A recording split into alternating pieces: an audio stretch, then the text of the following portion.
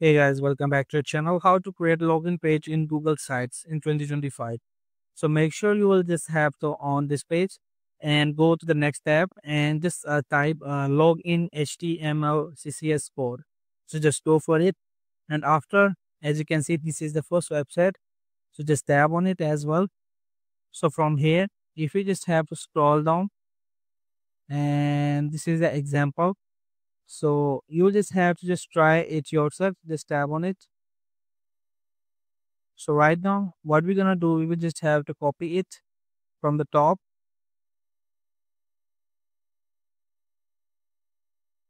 and just go back on this page. And as you can see in the right, you will see the empt icon, just tap, and we will move in the embed code, just tap, and just paste it all over here and just tap on next.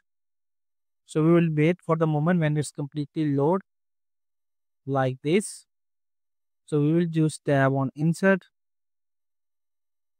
and we will just have to put a center on of it. So the next step is that you just have to create a login page on this site.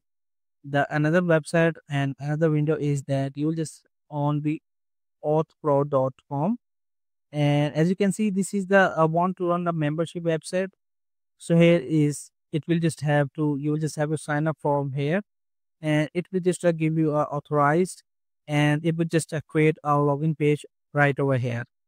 So once you will just have to purchase this subscription, you will be able to create a login page in Google Sites as well.